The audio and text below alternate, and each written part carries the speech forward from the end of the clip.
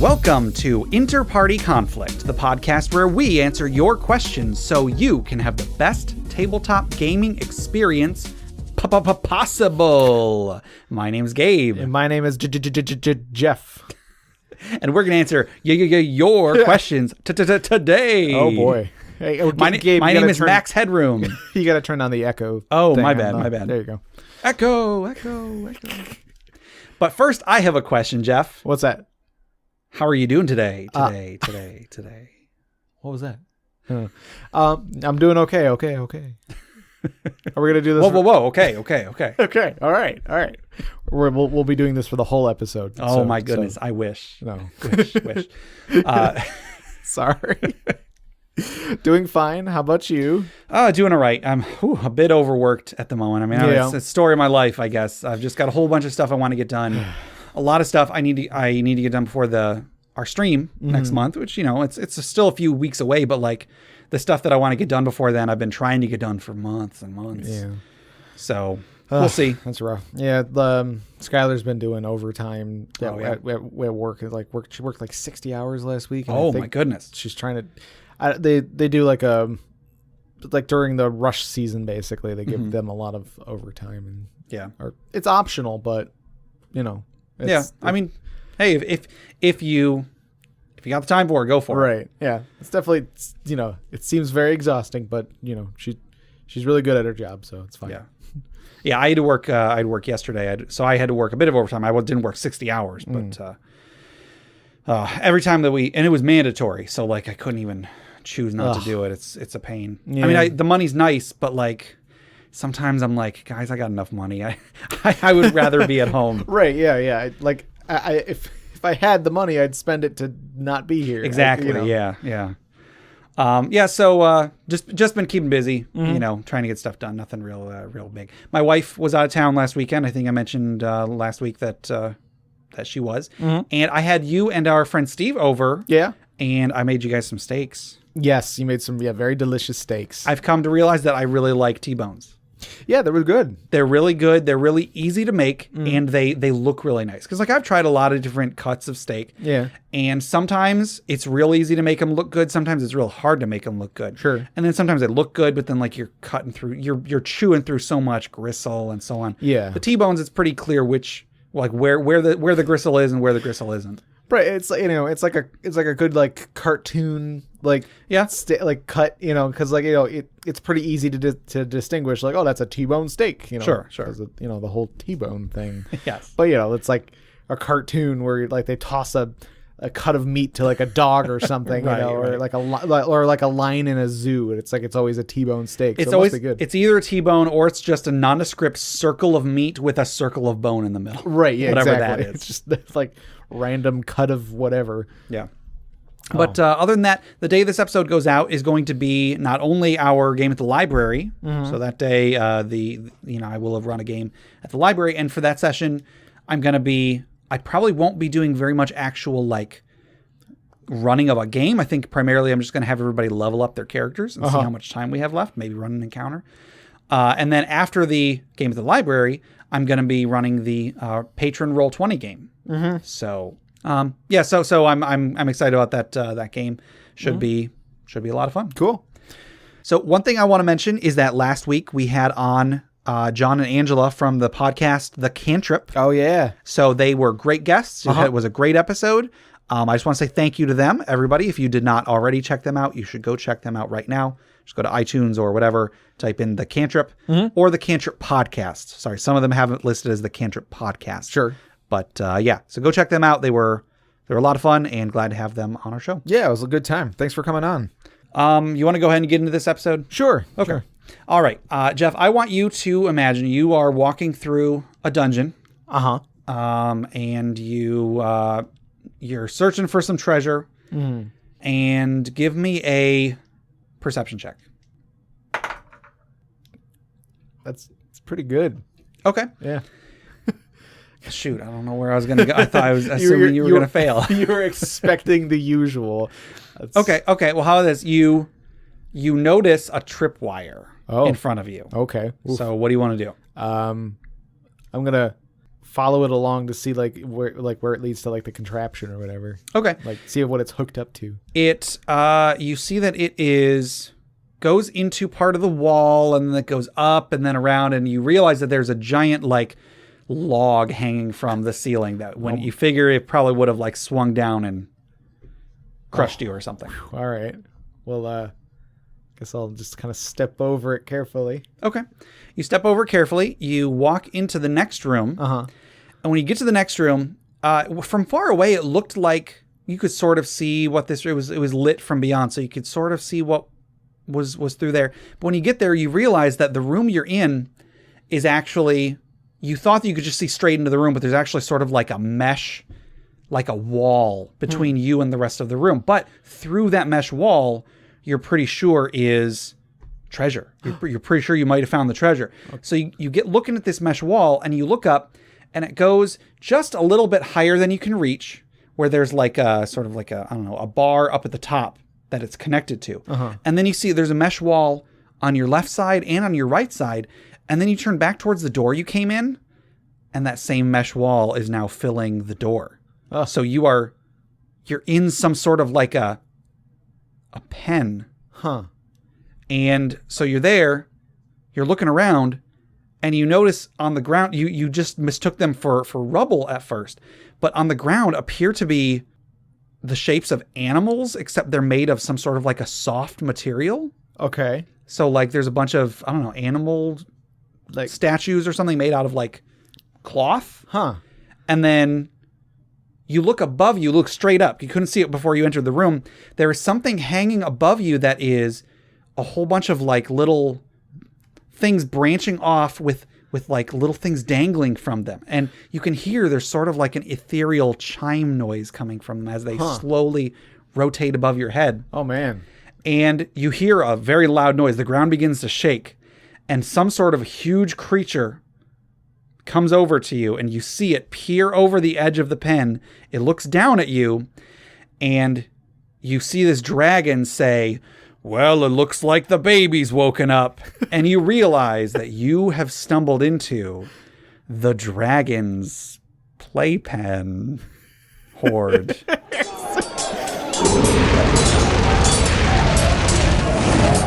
Do I have like is there like a toy bin in the room? In the pen or in the room? In the room, yeah. It's just outside the pen, but yeah. Yeah. So yeah, that's my little baby dragon's hoard. There you go. All right. So sort of inspiring that intro to the Dragon's Hoard. This item today was submitted by Prosino, and the item is the Rattle of the Trickster God. Mm-hmm. So Prosino said that he and his wife recently had a baby. Oh, congrats. So congratulations to them. It was born about a month ago at this point. But they have a son named Miles. So hello, Miles. Welcome to the world. Hopefully you are listening to our podcast because our show is great. Baby's first podcast. Hopefully, there you go. Hopefully. So Prosino came up with this item that we will be covering today. Cool. So this is the Rattle of the Trickster God. This infant toy is more than it seems. It's of wood construction wrapped in gold. It has basic geometric designs around the egg-like top to the short, stubby handle. It has a beautiful red silk bow tied to it that seems impossible to get off. So you tug at it and it just does not come off. This is a legendary rattle once belonging to a god of trickery. It could have belonged to Loki, Olidamara, or Cyric. Its origin is no longer known. So depending on what campaign you're in, sure, The rattle is treated as a rod and legendary artifact with a spell DC of 15 and a spell attack bonus of +3. It requires attunement. Once a PC is attuned, they roll on both minor beneficial properties chart and minor detrimental properties chart for the attunement. So with artifacts in the Dungeon Master's Guide, artifacts in addition to their stated effects also have some amount of like just bonus effects, some of which are good, some of which are bad, because you're just dealing with something of just such incredible power. Cool. The rattle allows the attuned to cast Prestidigitation as an action.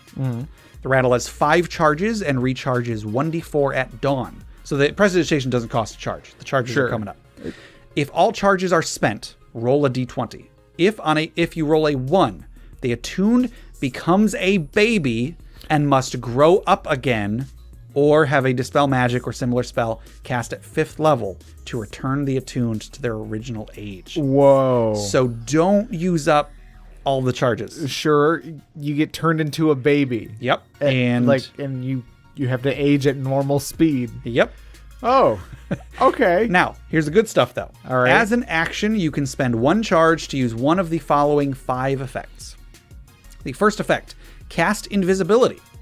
You can spend additional charges to cast the spell at higher levels, maximum of 5th level. So you can cast invisibility on yourself, cast it on somebody else, cast it on an object. You just spend a charge to do it, spend more charges to cast it on multiple people at a time. The second effect is Baby Giggles.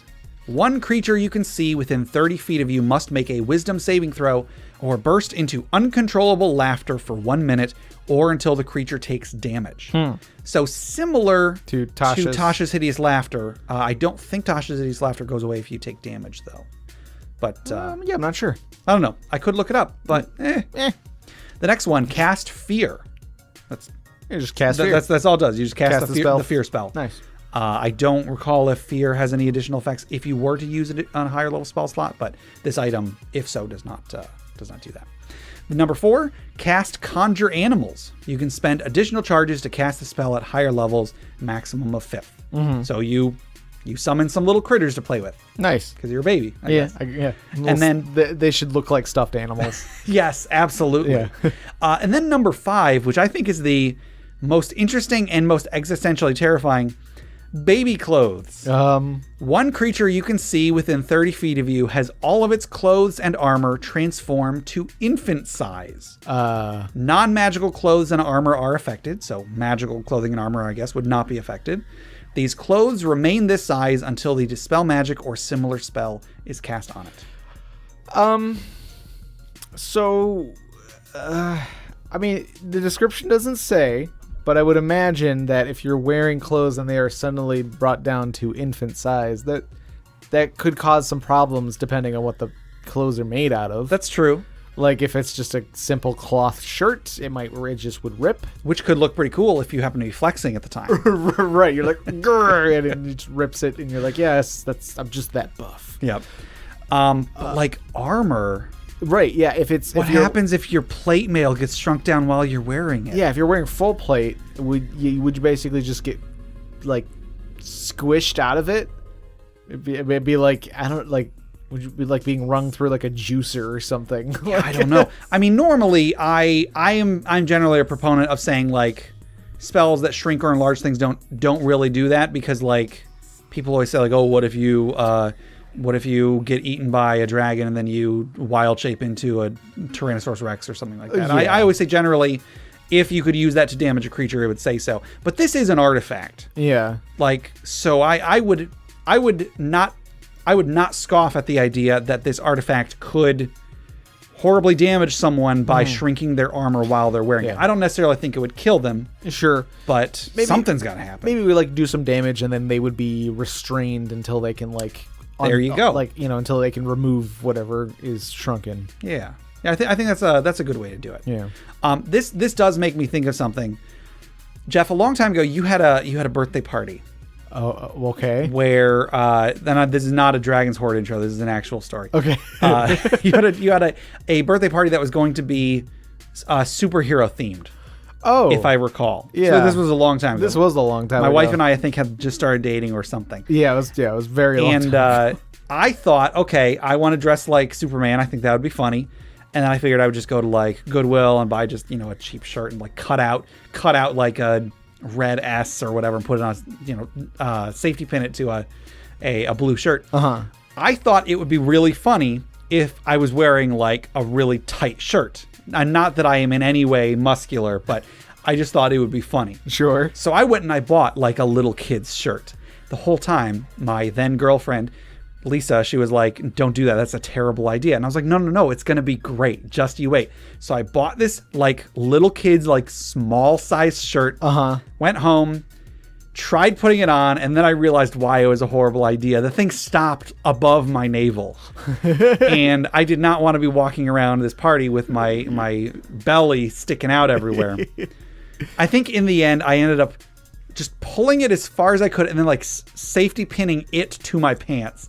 It probably looked awful, and I am embarrassed for my wife to this day for going along with me to this party. So there's something that you've told me once about being embarrassed about something that happened in the past. The other people there probably don't remember it. I don't remember. Okay. I maybe remember there being bobby pins or clothespins or something involved, but I don't remember it. I think I was wearing a brown shirt.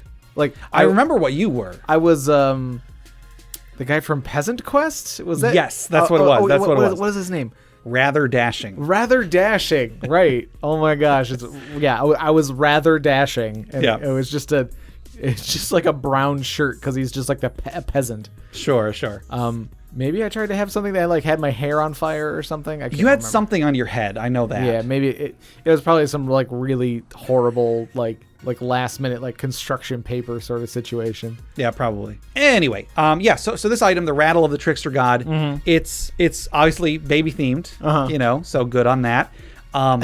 It's just kind of goofy. Yeah. I do like the idea of it's the like a trickster god when it was a baby that was like it was just an artifact it had or something. So like it would just play tricks on people. That is weird to think about, like what gods were like when they were babies. I know a lot of gods were not babies, but right. It depends on the pantheon and the, in the setting and everything like that. Here's an idea. You're in a campaign where some sort of like super powerful magical something has happened. And now all of the gods were turned into babies. Oh, that's cool. That's interesting. Yeah. Call it Faerun babies. Faerun babies. Yes. And then you would be constantly dealing with like, oh crap, now everything's upside down. Right. Now everything's made of chocolate. Right, yeah. They're just like two giant hands come down and like grab some people and like make them start bashing them against each other. Yeah. Yeah, I think that would be a horrifying yet interesting idea for a campaign. Right. That baby clothes one. I don't know how to adjudicate that because that's terrifying. But that reminds me of something. Oh, they're in Mystery Men. There's like the gun that like because the guy that makes like all the like the non-lethal stuff. Right. He makes a gun that shrinks things clothing. Yes. And that's, I think they like aim it at some like women or something, and they're like. One of the guys is like, oh, now my pants are shrinking. Right. No. Anyway. Oh, that's a great movie. I'll put that in the show notes. So I mean, how that one gets adjudicated is going to depend on who's running it, really. But other than that, these are pretty straightforward. Yeah. And I love how they are all baby themed. Right. You make something invisible, so like you're playing peekaboo. Right. Yeah. You make something laugh. Yeah. You make something terrified. Right. Make something laugh, make something cry. And then you conjure up a bunch of stuffed animals. I love that touch, Jeff. The stuffed animals. Or at the very least, if you attack them, they don't bleed. They like some stuffing comes out or exactly. Something. In the Rick Riordan's Heroes of Olympus series, the sequel series to Percy Jackson and the Olympians, there is a character who is he's a Roman seer. So like in Rome, they would cut open an animal, pull out their entrails, and then tell the future based on something to do with their entrails. Right. But it's in like modern times, and it's all kind of goofy and kid oriented. So instead he cuts open stuffed animals. So he's always described as having like, he's always got stuffed animals with him, and he just cuts them open and pulls out their stuffing and tells the future with it. Exactly. That's pretty funny, actually. Yeah. So The Rattle of the Trickster God by Prosino. Thank you, Prosino. Congratulations once again. Yeah, congrats. So if anybody would like to submit magic items for us to discuss, Jeff, how would they do so? Or not just magic items, but also questions for us to discuss, or stories for the funeral pyre. Yeah. How would they get those to us? And they can send us an email at interpartyconflict@gmail.com. Yes. So before we get to questions, we have a giveaway to give away today. Today, as always, we're giving away a copy of Goblinstone's Chapel on the Cliffs. So, Jeff, can you tell me who our winner is today? Our winner today is Christopher H. Winner. Gobble, gobble, gobble. Yes. Congratulations, Christopher H. He's actually a patron of ours. Yeah. So, Christopher, if you like this adventure, or if you don't like this adventure, be sure to let Goblinstone know. And if you haven't gotten this within a day or two, let me know. And I usually get a copy of the confirmation. I can send that to you. Or if they're just running a little bit late, I can try to get in touch with them. I've had, not to throw shade on them or anything, but I've had a couple times recently where they were a few days late. Yeah. So if you don't get it immediately, don't necessarily freak out. But if it's not there after a couple days, I'll get in contact with them. If it's not there in a week, panic. I guess. Yes. So yeah, hopefully you enjoyed that adventure. And Jeff, if anybody wanted to enter this drawing to win this adventure, how would they enter that? They can send us an email at interpartyconflict@gmail.com with Chapel on the Cliffs in the subject line. Yes. Now we have a Patreon. So if anybody would like to contribute to the show, if you'd like hearing us talk about tabletop games and you want to help us do that, you can go to patreon.com/interpartyconflict. You can donate a little bit at a time, a little bit more at a time, $1, $5, $10, or anything in between, or anything more, I guess. Yeah. And then we'll give you rewards in return. We've got bonus episodes. We've got outtakes. We've got fantasy fiction from me. We're going to be doing, the day this episode comes out, we'll be doing a Roll20 game run by myself with our patrons. So I'm really excited for that. Cool. Yeah. So if you want to contribute to the show and help make the show better, patreon.com/interpartyconflict. Also, be sure to check out Crit Academy. It's a great, great podcast. Justin, Ian, and Brandon, although I think Brandon's been out the last few episodes, they create new and reusable content for players and DMs alike. They come up with a character concept, a encounter concept, a monster variant, a player tip, a DM tip, and a magic item every episode, as well as whatever their normal topic is. So they're a great podcast. You guys should go check them out, critacademy.com. Also, D&D Character Lab is another great podcast. So check them out. They, Garen and Dan, they make characters and then debate whose character is better. You should keep that in. I probably should. So they're a great podcast. You should check them out. D&D Character Lab. And if you want to join us over at FriendQuest on YouTube, Griff and I are still playing Hollow Knight and Little Nightmares, which I'm pretty excited to keep going with that one because that one's a lot of fun. Yeah.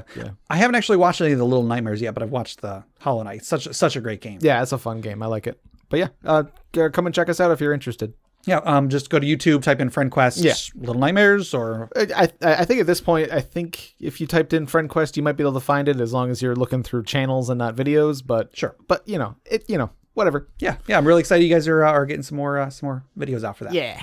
All right, you want to get into some questions? Sure. Our first question comes from Damien through email, and they ask, what are your thoughts on dreams in D&D? Yes. So this was Damien from Adventures in Aurelia, if you guys are not familiar with that.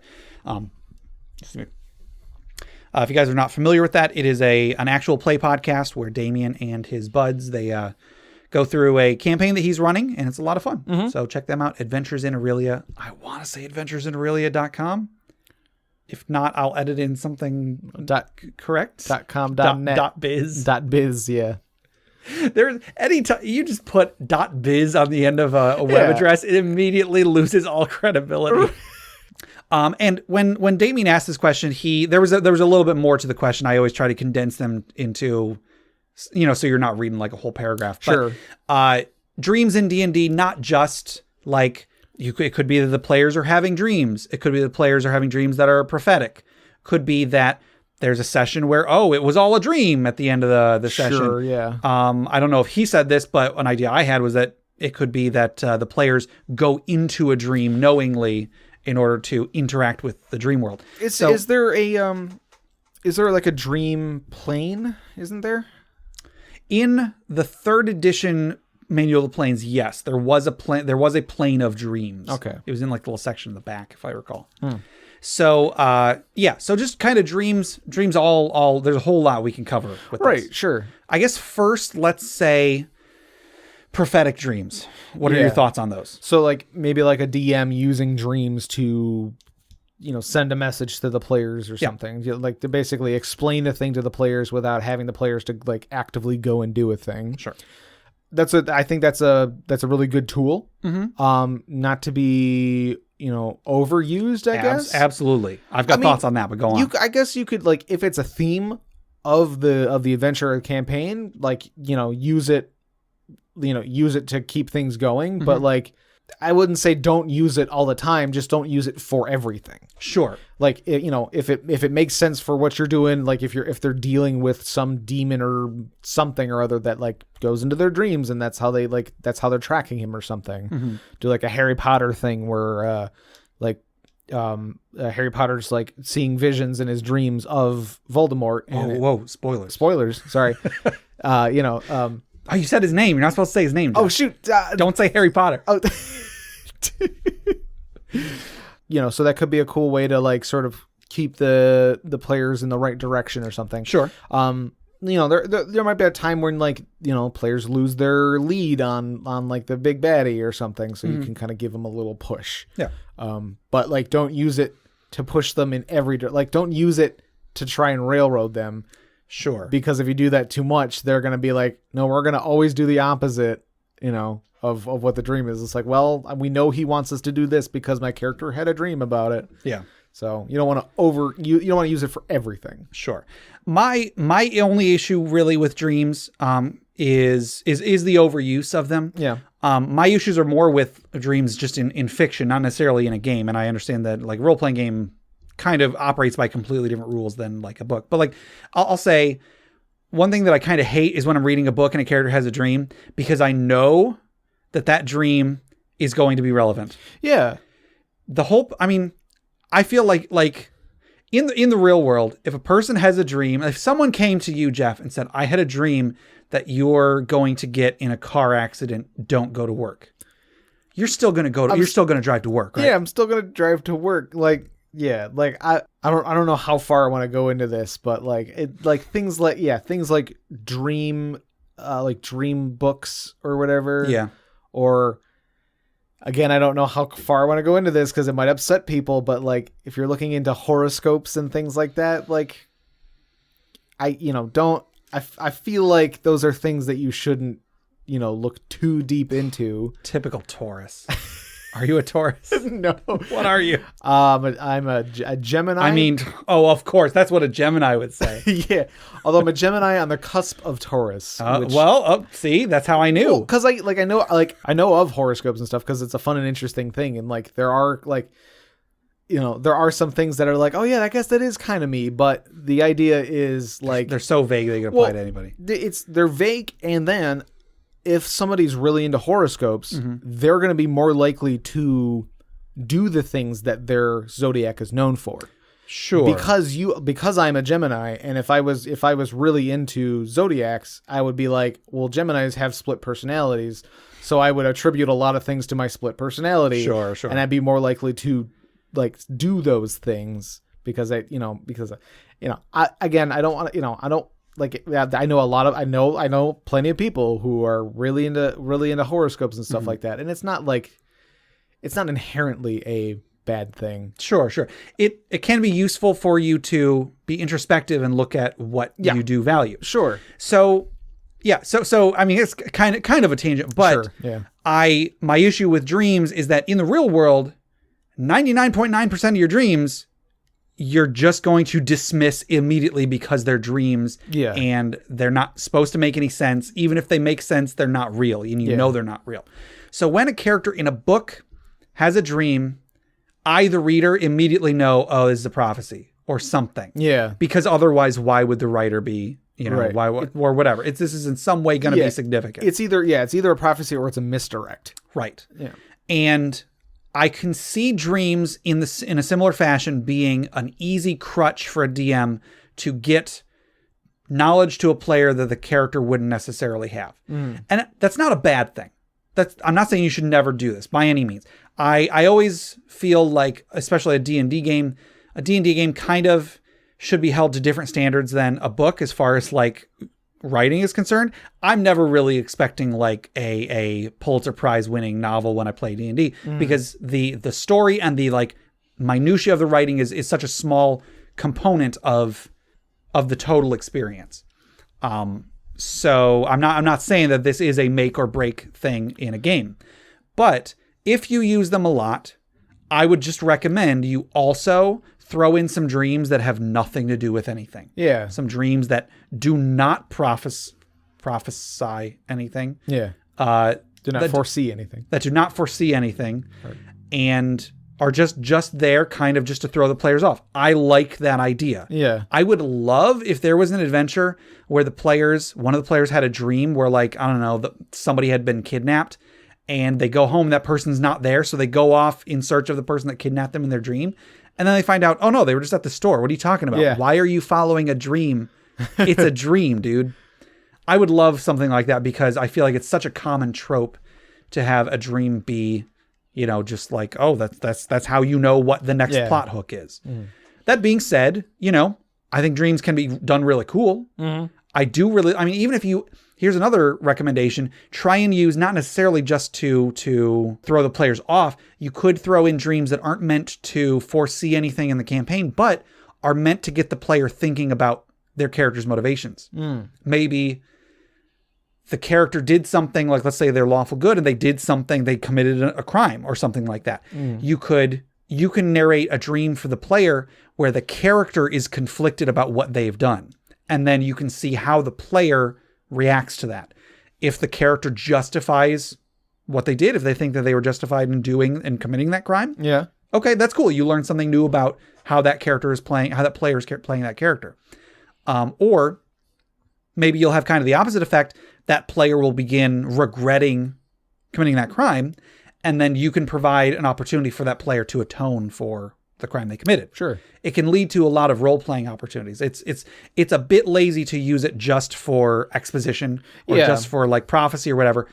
Sometimes you got to do what you got to do. Mm. I'm sure I've done that before. I'm not saying that anyone is a bad DM for that. Right, yeah. Just try and come up with more interesting ways than just being like, oh, you have a dream and you can see the bad guy. Because like I imagine a lot of DMs maybe use dreams as cutscenes. Sure, yeah. Because, they want the players to know what is going on in the bad guy's lair without the characters actually being there. So the DM might want to get across this information to the players, so they figure, hey, I'll just narrate it as a dream. That way the players can treat it, or the characters can treat it like, if the characters even are aware of it, they can treat it like, oh, it was just a dream and it's nothing, but the players will know what was going on. Mm-hmm. I think that could work. It's obviously just a plot device. I would recommend just saying, hey guys, here's a cutscene.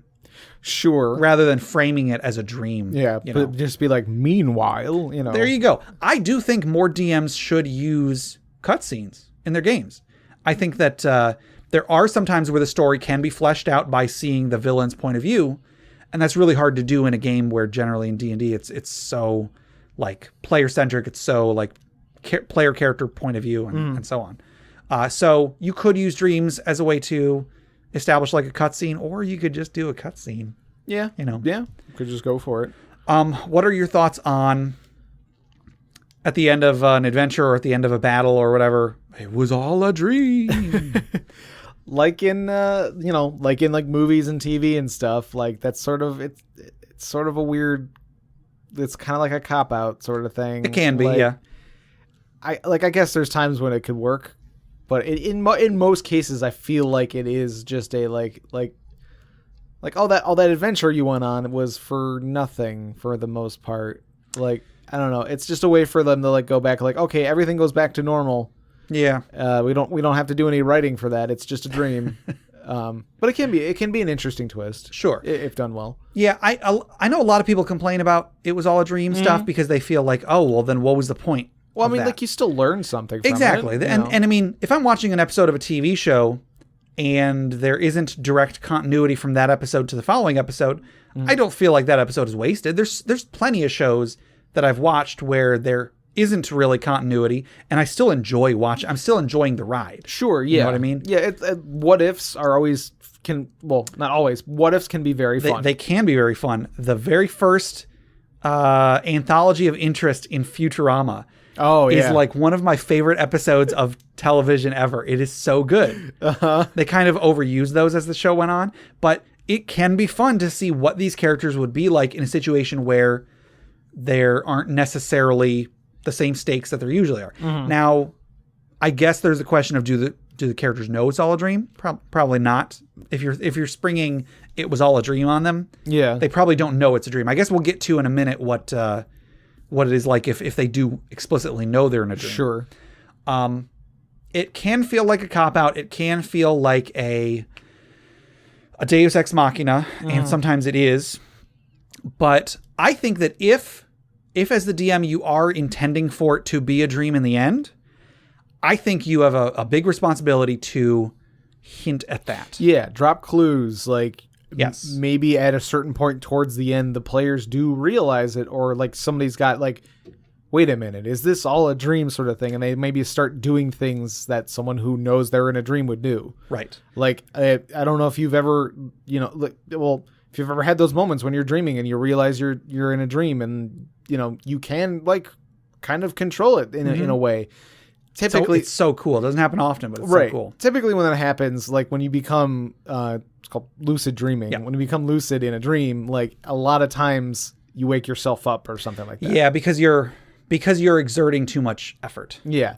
And like there was a time in my life where like my sleep schedule was really crazy, and I would spend a lot of time sleeping in like You're describing my entire life. Yeah. Sure. But no, I would do some lucid dreaming by like basically going in and out of sleeping, just to kind of keep in that state of like, because like you only really remember the dream like right before you wake up or whatever. So it's like I'm kind of like going in and out of that and dreaming and stuff. So like it would be kind of cool that like towards the end, like one of the like players kind of gets wind of like this, and it's like I cast fly, and I like, or it's like the fighter, and he's like, I cast fly.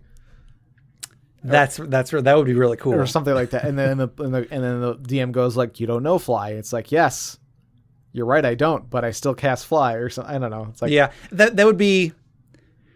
would take a lot of chutzpah from the player to do that. But if they, because I could imagine the player thinking, like picking up on what they thought were quote unquote clues. Sure. But then the DM is like, what are you talking about? You can't do any of that.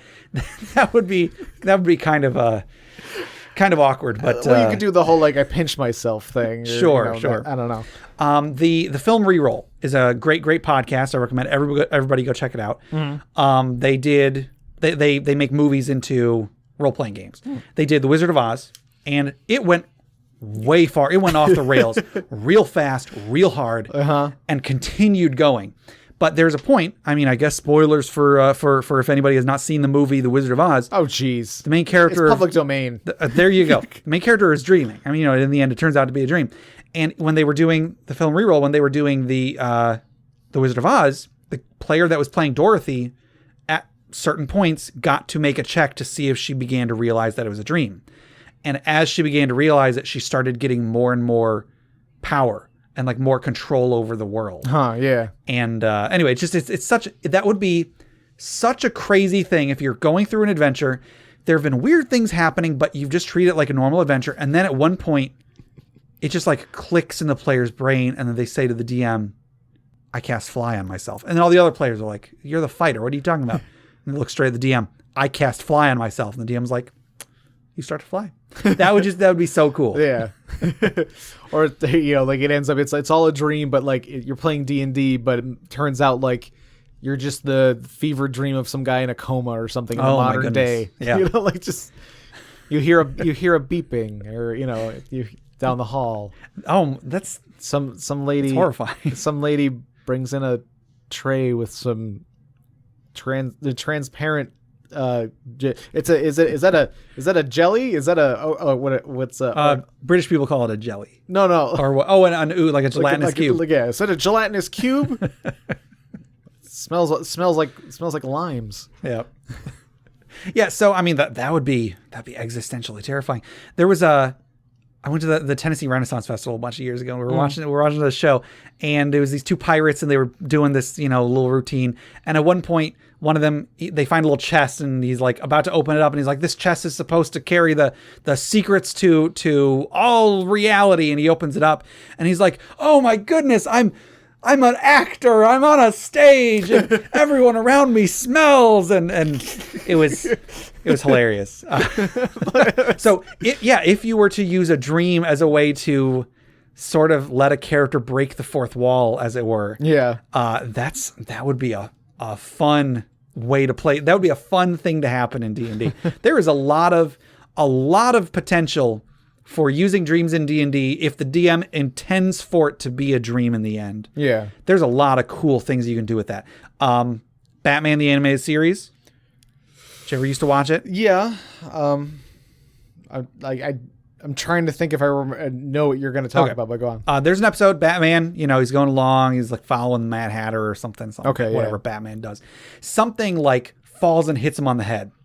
He wakes up and he's at home. He's at home, he's in his bed. Oh, I guess that must have been a dream. He's talking to Alfred, his butler, he's going about his business. At one point, he brings him the newspaper. He looks at the newspaper and it's all just a big jumble of letters. Like none of it makes any sense. Yeah. He's like, well, that's really weird. Oh, well. He goes to work. Everything's going pretty well. And then at one point, he hears that there's like a crime or something. And he goes to, I don't remember exactly what he goes to put on his uniform, his Batman outfit and realizes he doesn't have it. So then he calls Alfred and he's like, Alfred, where's my Batman uniform? And Alfred's like, what are you talking about? What's Batman? And then he finds out that Batman doesn't exist. There is no Batman. He's just Bruce Wayne, Playboy millionaire.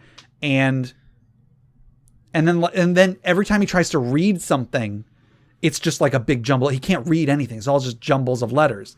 Or it'll start out as like a sentence, but then the letters will get bigger and smaller and crazy.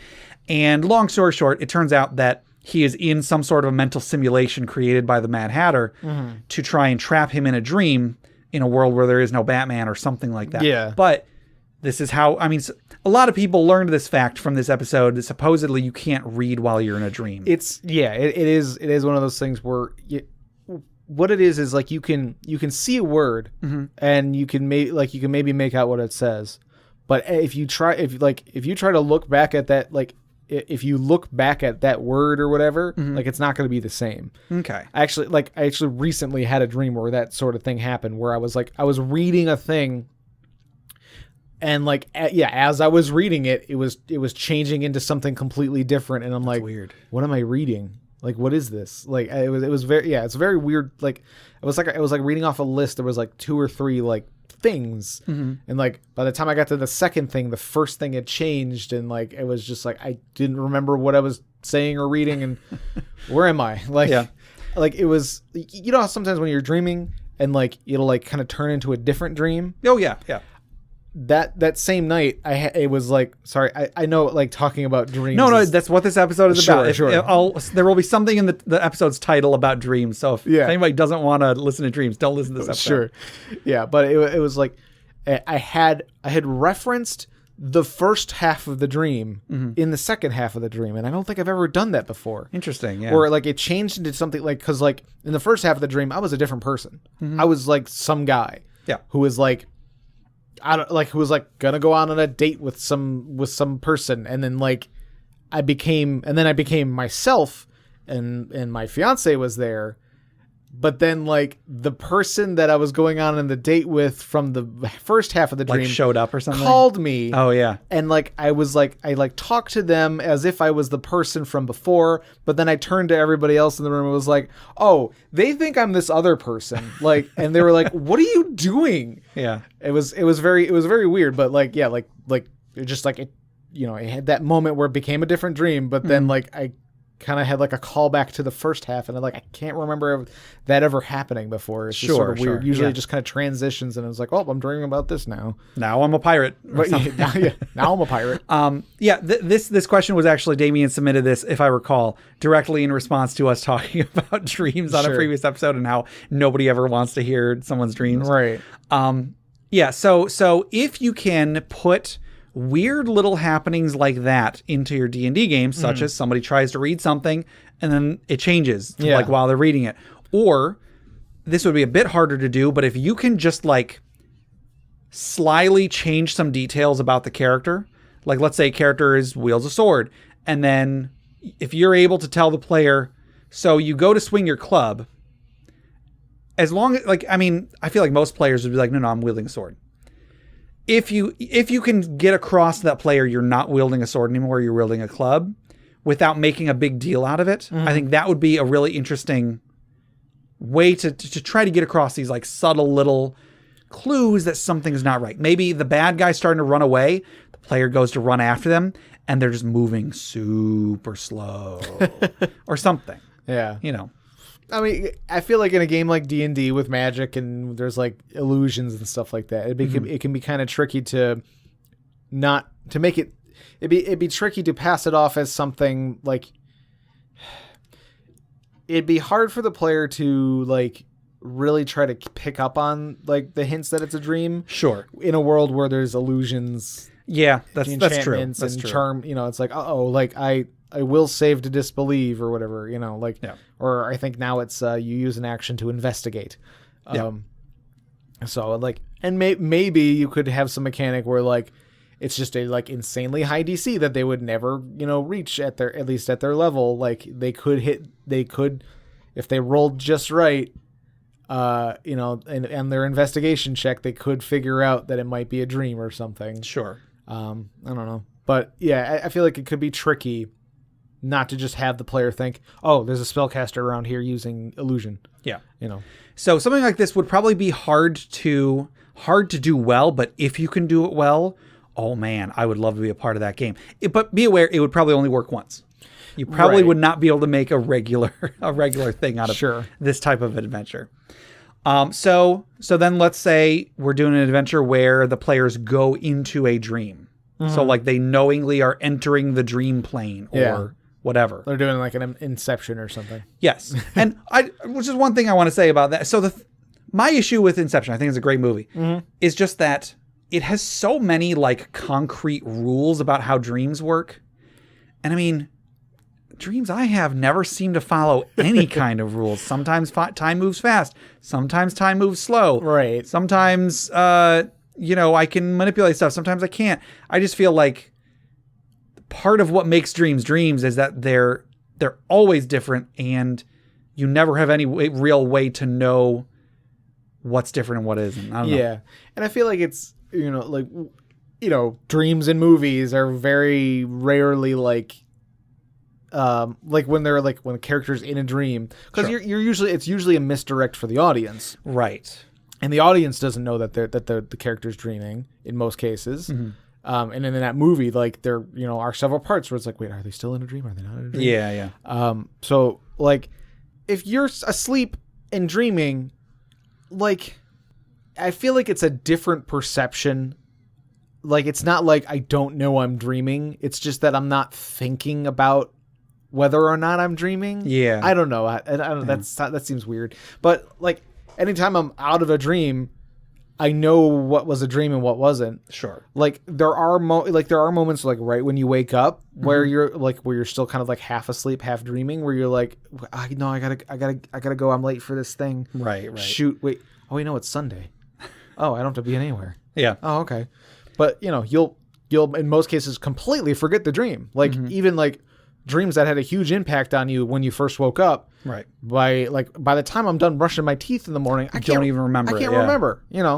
Yeah. So I guess I don't know. I guess my complaint about Inception is kind of misplaced in this, because I would actually say if you are going to have the players go into a dream world, you probably should establish some rules, because otherwise it's going to seem like you're just making the whole thing up as you go along. Sure. And that's not really so fun in a game.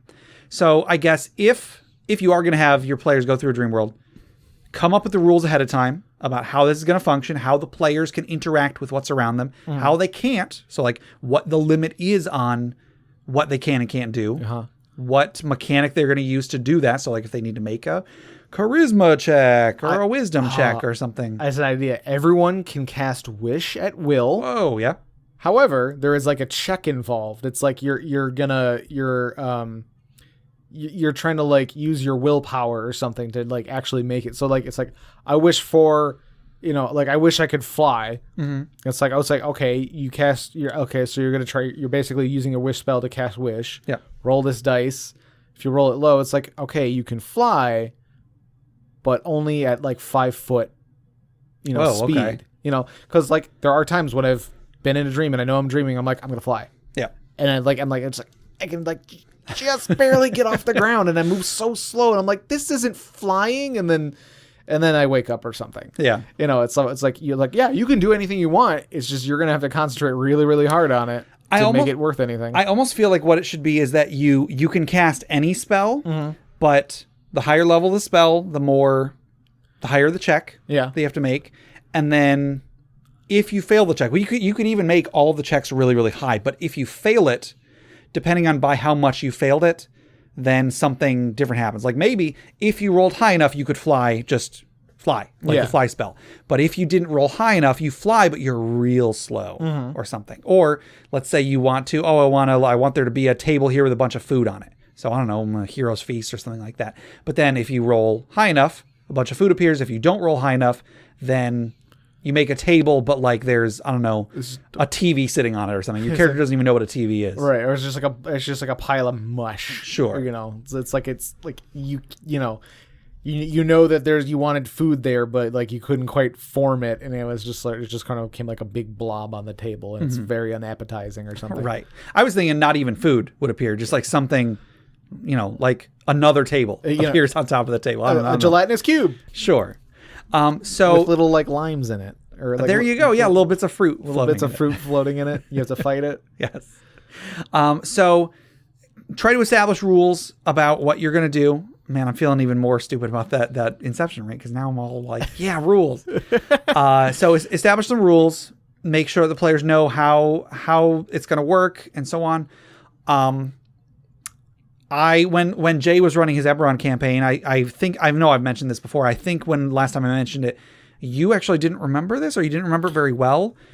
There was a point where your character, who was a Warforged, got infected by some sort of like a magical construct thing. Right, and you had to I had to use a VR helmet and go inside your character's consciousness. Yeah, like I remember you mentioning this before, but I can't for the life of me remember this actually happening. Yeah, and then while we were in there, you could make charisma checks to interact to affect the environment, and I could make use magic device checks because I was proficient in use magic device. I might have made the same joke last time we talked about it, but maybe I don't remember it because I am a Warforged, and I was, you had to like go into my brain, and I can't remember what happened. Oh, did I say in Jay's Eberron campaign? I meant before we started playing that day at Jay's house. Oh. Yeah, but we had a VR headset, exactly, like we did in the early 2006 or whatever. Yeah, that sounds about right. Yeah, so I think there's a lot of potential with stuff like this. I think it could be really, really fun. But try to use dreams sparingly, and when you do use them, try to be creative with it. Don't just have it be like, here's some exposition.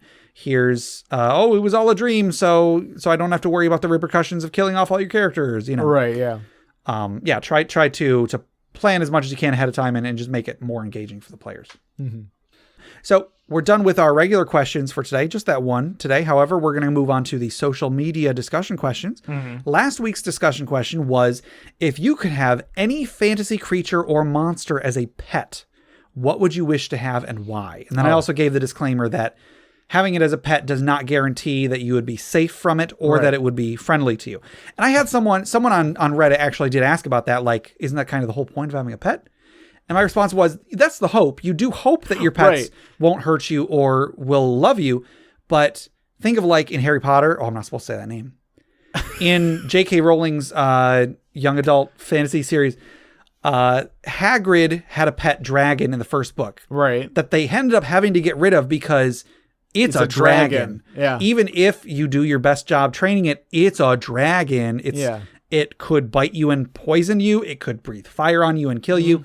It is still a very deadly creature. Yeah. So, I mean, like, think of it as like you raise it, you got it when it was born. So it is going to have some sort of like imprinting on you. Sure. So like, it's more likely to be friendly to you in some way, but but if it's like a dragon, it's still a dragon. Yeah. It's still going to, although in like the case of D&D, dragons are very intelligent and probably be like, I'm not your pet. Well, and that's the next thing.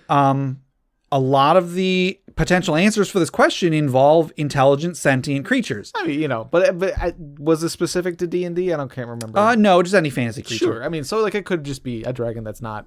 I mean, like there are some fictions where the dragons aren't like super intelligent. Like they're intelligent, but they're not. They're like intelligent like a dolphin, not intelligent like a human. Right. So I was just trying to say that the Although you might hope that it will be your friend. Oh, sorry to any dolphins listening. You're also very smart. It's a different type of brain. Sorry. So long, and thanks for all the fish. So you might hope that it is your friend, but if it is a sentient creature, it might feel like it is a slave if you treat it like a slave. Right. Yeah. I like to imagine that the pets that I've had, think of me as their friend. But if they wanted to leave and they could communicate that to me, would I let them go? Maybe. I don't know, depending on what it is. So anyway, so that's just the backdrop for these responses. We actually got a lot of responses. Yeah, I feel like this is a good one that people have give some good thought to. Sure. And actually a lot of these are the same answers too. So on Facebook, Sean M said owlbear. They kind of have that My Neighbor Totoro thing about them. Okay, yeah, so, big snuggly owlbear. Yeah, that's another one that it's like they're adorable. They're also deadly creatures. Yeah. But, whatever. We'll worry about that when we get to it. I think you could tame an owlbear. Like, you make it do tricks and stuff. Yeah. Justin from Crit Academy says pseudo dragon. Uh-huh. And I'm going to bleep this out. 'Cause yeah. I don't know if that's how he intended the inflection on that, but actually a lot of people said pseudo dragon. Yeah, we'll get to that. Pseudo dragon's it's a good pet. Yeah, it's one of the familiars a warlock can get. Sure. It's Pact of the Chain or something like that. I think so. Yeah. Before I had the idea of Ichi becoming a deity, I had him. I had decided in my headcanon that he had his sword. Was able to give his sword a mobile form so that instead of just being because it was intelligent, instead of just being a sword, he could have it turn into a pseudo dragon. Cool. Because I thought pseudo dragon, it's a fun little pet. Yeah. David, our friend Dave, said, "Can I choose fantasy versions of real creatures? Like, could I pick a bear that will only grow to the size of a Shih Tzu? If so, I pick that." Which, okay, right. I'll allow that. Wasn't there that one adventure where there was basically a really like a bear that got shrunken down? A tiny little bear, yeah, in the adventure I did at the library, yeah. And then we had that question about what do you do if you're jealous that you didn't get the tiny bear? Sure. He said if not a tiny bear, then a blink dog. Oh yeah, always been one of his favorites. A few people said blink dog also. Yeah, blink dog's a good one actually. Yeah, but then he said unless I can pick dragon, then totally dragon. Cancel all other answers. The correct answer is dragon. I mean, dragon is a good answer, but there's some downsides to that. Anyway, I think blink dog's a solid one because it's a dog. They're slightly more intelligent than they're dogs, intelligent, right? And they're good aligned. So it's pretty safe to they would probably be one of the easier ones to make a pet or companion. Yeah, and what is it? Don't they have dimension door or do they have blink? Oh, okay. In 3.5, it was they could use blink whenever. Uh-huh. And then they could use Dimension Door once per round as a free action. So both. Whoa. Both was the answer. Free action. So yeah, if they could teleport you as well, you're go for a walk. Oh, that would be so cool. You go for a walk and you're just kind of teleporting short distances down the road. Well, but then he's not getting the exercise, Hey, maybe that he has to flex a muscle every time he does it. Here's what it is. There's that one house with the dog that always barks at him. You would teleport past it. And of course, in my mind, I'm picturing my dog. And I don't know why, because I hate my dog. Your dog would teleport into the house with the dog. He would. And just try to have... Dude, okay, here's something that you probably didn't remember as I'm looking at this 3.5 SRD on the screen. Uh-huh. Blink dogs have their own language. Oh, you're right, they do. A mixture of barks, yaps, whines, and growls that can transmit complex information. I want a blink dog. Yeah. That's my answer, everybody. Blink dog's pretty good, actually. They I think I had said, we didn't even say what our answers were. I think my answer was Displacer Beast, just because I think Displacer Beasts, they look so cool. Yeah, so maybe like a house cat sized Displacer Beast. Oh yeah, I mean if it eventually grew to be full size, that would be fine. But a little kitten Displacer Beast. Yeah, I'm picturing its tentacles as just being like cat tails, like a little soft little thing that rubs on your face. Or it knocks stuff off of counters. Of course. You'll think it's over there, but it's actually over here knocking your crap off of the table. Exactly. Something gets knocked off the table. Wait a minute.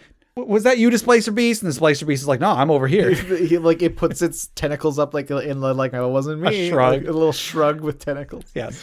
I think I can't remember what I originally said, but my final answer was the Zaratan, which is the giant as the colossal island turtle. I'm pretty sure that is what you said because I think you were gaming the system. But anyway, because I'll just build a home on top of it. And that's just true. Chill out. So next up, Jom, our patron Jom, said water elemental or ice mephit.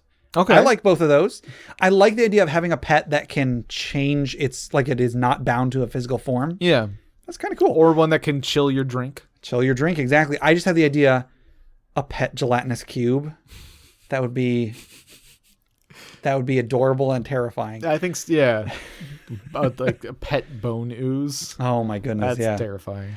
David E. said, well, can it be a little less of a pet and more of a cohabitation? Tinker gnomes. I always have things to fix or build. That or a small gelatinous cube to keep the house cleaned up. There you go. That's pretty good. Yeah, I mean, I said fantasy creature, not necessarily like monster. Yeah. If you wanted to say gnome, sure, but then again, you're running into like, well, is it a pet? It's not. Yeah. That's up to you to decide. There's no right or wrong answer. I guess we could say this like pet / pal. I don't know.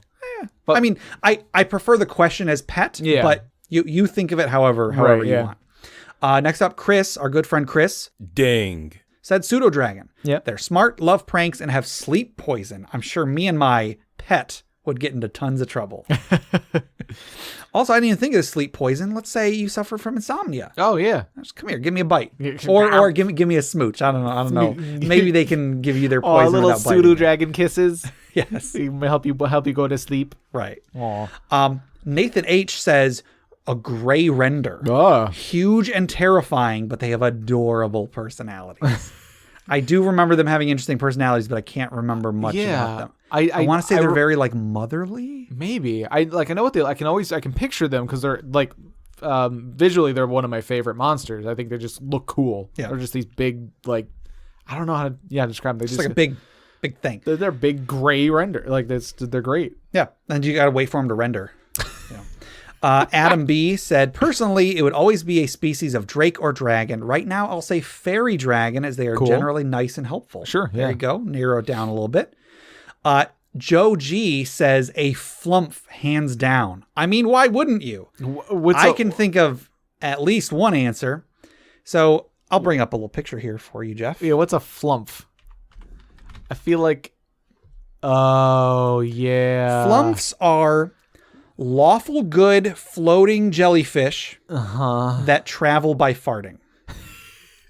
It looks exactly like the from Order of the Stick? No, it looks like the flying spaghetti monster. Oh, it does look like the flying spaghetti monster. I didn't even think of that. Yeah, he looks like the flying spaghetti monster. Yeah.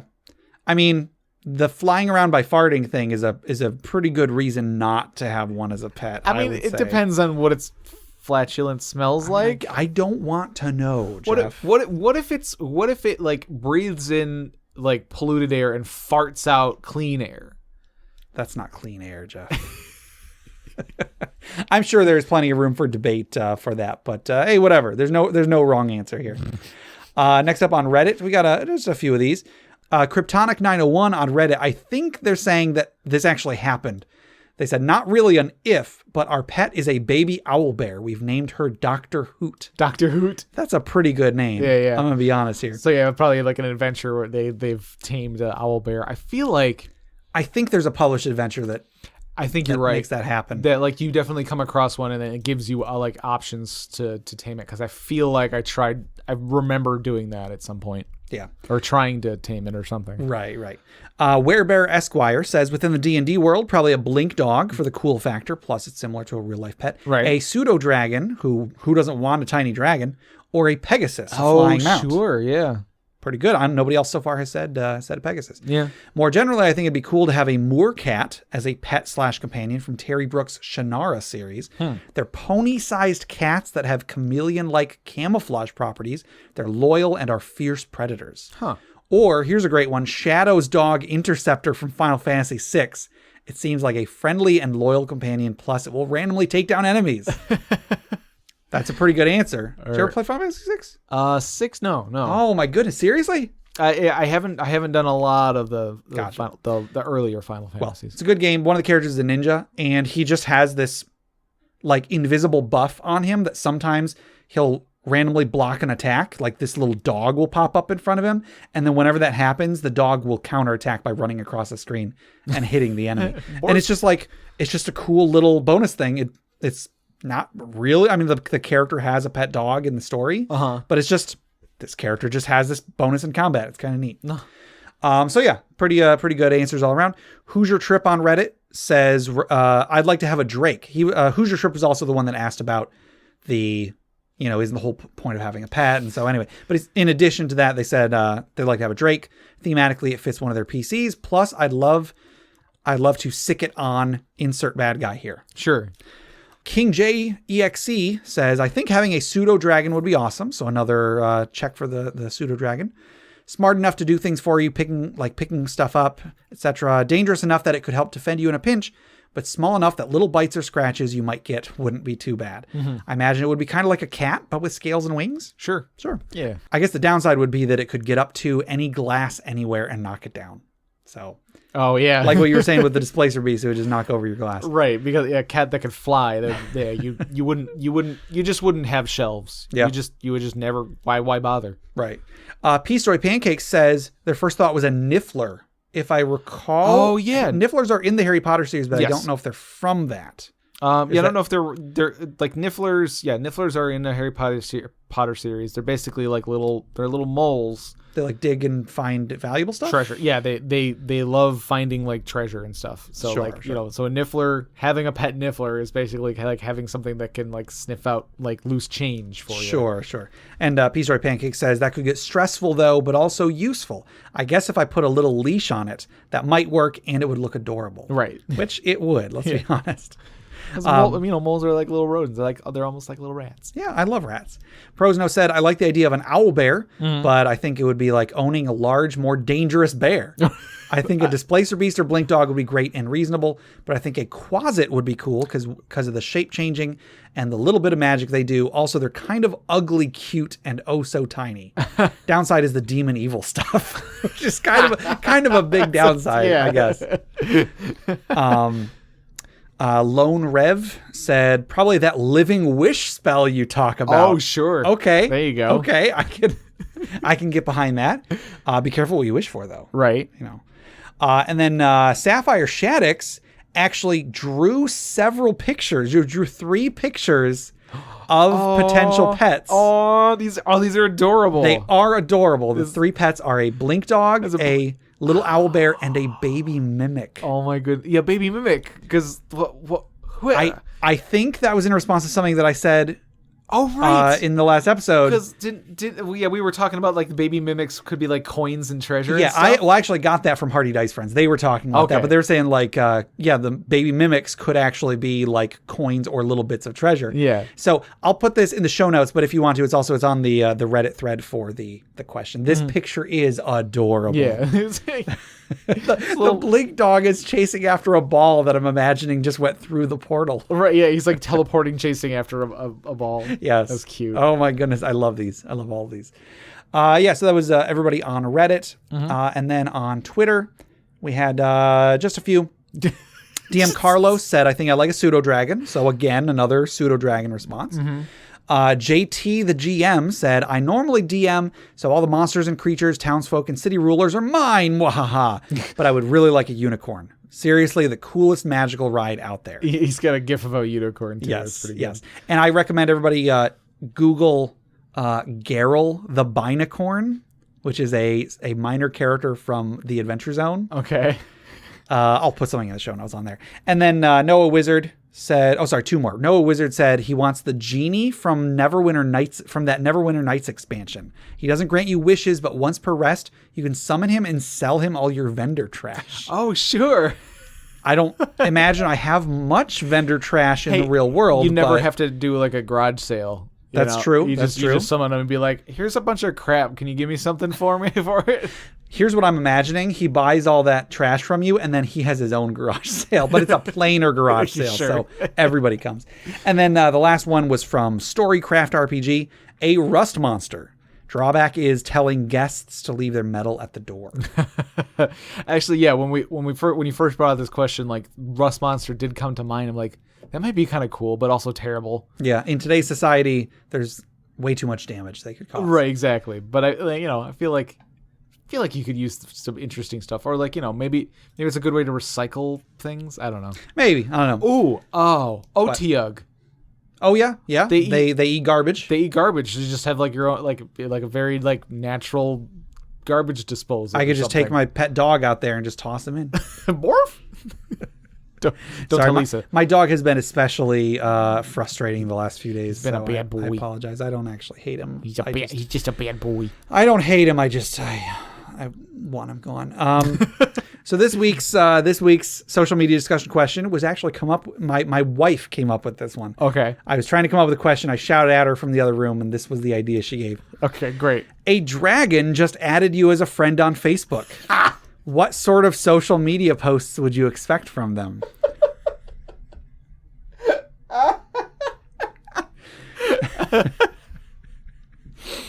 Oh man.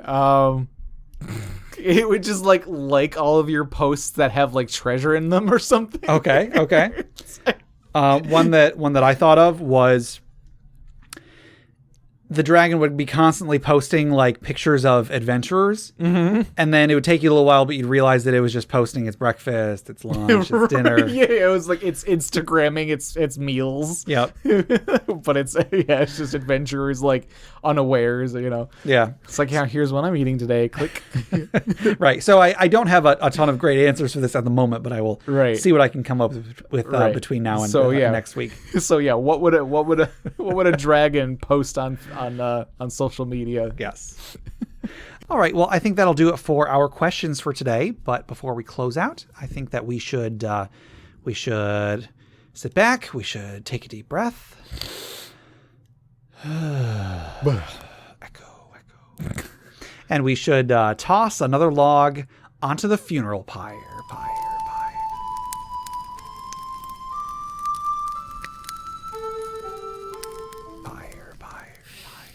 Crackle. So today's funeral pyre story was submitted by Sure Start on Reddit.